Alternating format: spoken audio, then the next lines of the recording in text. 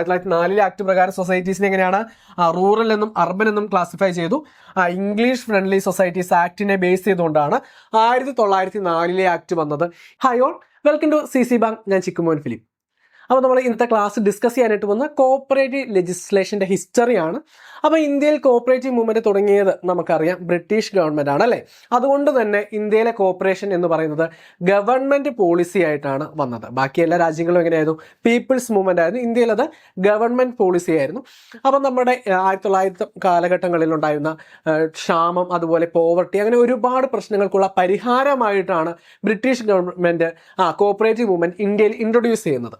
അപ്പോൾ അതിന് വേണ്ടിയിട്ട് ഒരു ആക്ട് വേണമായിരുന്നു. അതിനെ റെക്കമെൻഡ് ചെയ്ത കമ്മിറ്റി നമുക്കറിയാം, എഡ്വേർഡ് ലോ കമ്മിറ്റി അല്ലേ. അപ്പോൾ ഈ എഡ്വേർഡ് ലോ കമ്മിറ്റീനെ അപ്പോയിന്റ് ചെയ്യുന്നതിന് കാരണമായ കുറച്ച് കാര്യങ്ങളുണ്ട്. ഒന്ന് എന്ന് പറയുന്നത് നമ്മുടെ ഫെഡറിക് നിക്കോൾസിന്റെ ഫൈൻഡ് റേഫിസൺ എന്ന റിപ്പോർട്ട്, എച്ച് ഡൂപ്പനിക്സിന്റെ People's Bank of Northern India എന്ന പുസ്തകം, അതുപോലെ ഫാമിൻ കമ്മീഷൻ റിപ്പോർട്ട്.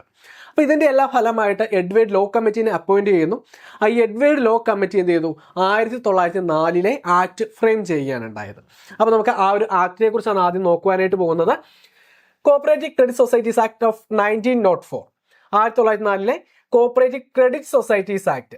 അത് നിലവിൽ വന്നത് മാർച്ച് 25, 1904 അതാണ് ഇന്ത്യയിലെ ആദ്യത്തെ കോപ്പറേറ്റീവ് ലെജിസ്ലേഷൻ എന്ന് പറയുന്നത്. അത് 1904 10ാം നമ്പർ ആക്ട് ആയിട്ടായിരുന്നു നിലവിൽ വന്നത്. അതിൻ്റെ അകത്താക്കി 29 സെക്ഷൻസ് ആയിരുന്നു ഉണ്ടായിരുന്നത്.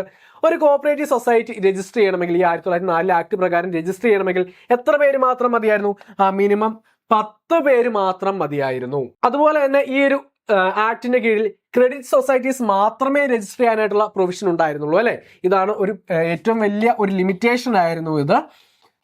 In this act, there is no provision for formation of other than credit society. Credit society അല്ലാത്ത മറ്റു സൊസൈറ്റീസ് ഫോം ചെയ്യുവാനായിട്ടുള്ള പ്രൊവിഷൻസ് ഈ ഒരു ആക്ടിന്റെ കീഴിൽ ഉണ്ടായിരുന്നില്ല. There is no provision for formation of central agency form ചെയ്യാനായിട്ടുള്ള പ്രൊവിഷൻ ഉണ്ടായിരുന്നില്ല. There is no provision for payment of dividend for the rural society. 1904 act നമ്മുടെ സൊസൈറ്റീസിനെ classify ചെയ്തിരുന്നത് എങ്ങനെയാണ്? അർബൻ എന്നും റൂറൽ എന്നുമായിരുന്നു. അതിൻ്റെ അകത്ത് റൂറൽ സൊസൈറ്റീസിന് ഡിവിഡൻഡ് കൊടുക്കുവാനായിട്ടുള്ള പ്രൊവിഷൻ ഈ ഒരു ആക്ടിന്റെ കീഴിൽ ഉണ്ടായിരുന്നില്ല. There is difficult to classify the societies as rural and urban. Urban society എന്നും റൂറൽ സൊസൈറ്റീസ് എന്നും സൊസൈറ്റീസിനെ ക്ലാസിഫൈ ചെയ്യുവാനായിട്ട് കുറച്ച് ബുദ്ധിമുട്ടുകളൊക്കെ ഉണ്ടായിരുന്നു. പിന്നെ ഈ ഒരു ആക്ട് ഏത് ആക്ടിനെ ബേസ് ചെയ്തുകൊണ്ടാണ് വന്നത്? ഇംഗ്ലീഷ് ഫ്രണ്ട്ലി സൊസൈറ്റീസ് ആക്ടിനെ ബേസ് ചെയ്തുകൊണ്ടാണ് 1904 ആക്ട് വന്നത്. ഈ ഒരു ആക്ട് ഇന്ത്യയിലെ ആദ്യത്തെ കോപ്പറേറ്റീവ് ലെജിസ്ലേഷൻ ആണ്.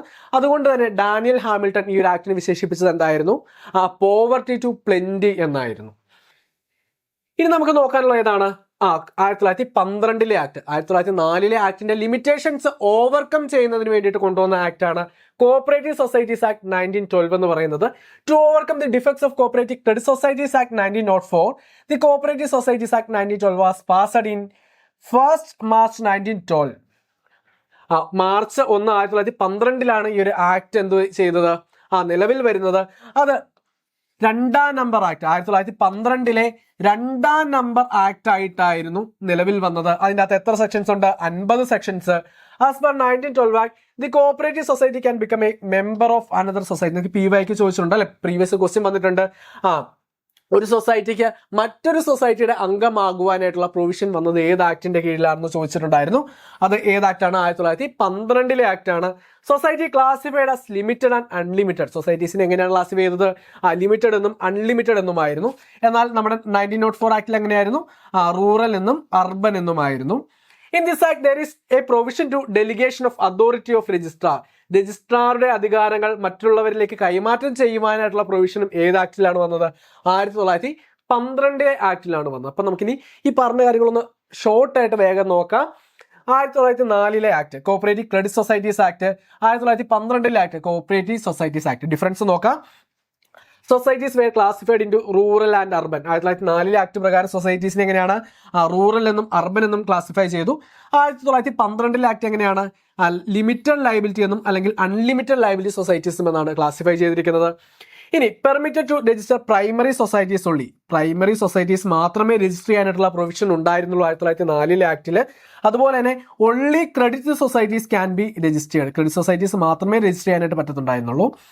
എന്നാൽ നമ്മുടെ 1912 ആക്ട് എങ്ങനെയാണ് സെൻട്രൽ സൊസൈറ്റീസ് കൂടി രജിസ്റ്റർ ചെയ്യാനായിട്ടുള്ള പ്രൊവിഷൻ ഉണ്ടായിരുന്നു.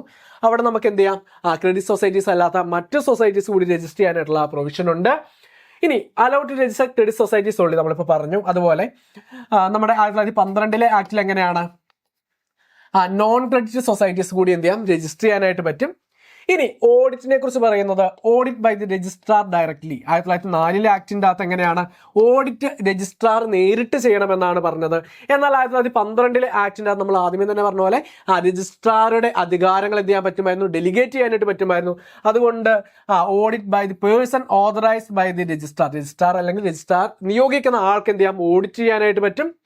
ഇനി യൂട്ടിലൈസേഷൻ ഓഫ് പ്രോഫിറ്റിനെ കുറിച്ച് 1904 ആക്ട് പ്രത്യേകിച്ച് ഒന്നും തന്നെ മെൻഷൻ ചെയ്തിട്ടുണ്ടായിരുന്നില്ല. എന്നാൽ 1912 ആക്ട് എങ്ങനെയായിരുന്നു, 25%, അതായത് പ്രോഫിറ്റിന്റെ 1/4 എന്ത് ചെയ്തിരിക്കണം, റിസർവ് ആയിട്ട് കീപ്പ് ചെയ്യണമെന്ന് മെൻഷൻ ചെയ്തിരുന്നു. ഇനി no audit fees charge 1904 act പ്രകാരം ഓഡിറ്റ് ഫീസ് ഒന്നും ചാർജ് ചെയ്യുന്നുണ്ടായിരുന്നില്ല. എന്നാൽ 1912 ആക്ട് എങ്ങനെയായിരുന്നു, പ്രിസ്ക്രൈബ്ഡ് ഓഡിറ്റ് ഫീസിനെ കുറിച്ച് പ്രിസ്ക്രൈബ് ചെയ്തിരുന്നു.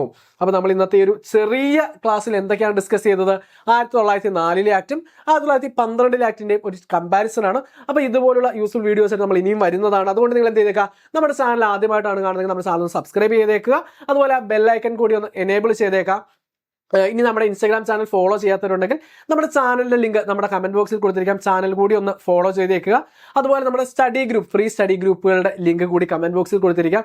ആ സ്റ്റഡി ഗ്രൂപ്പിൽ കൂടി നിങ്ങൾ ജോയിൻ ചെയ്യുക. അപ്പോൾ നമുക്ക് മറ്റൊരു വീഡിയോ ആയിട്ട് വീണ്ടും കാണാം. താങ്ക്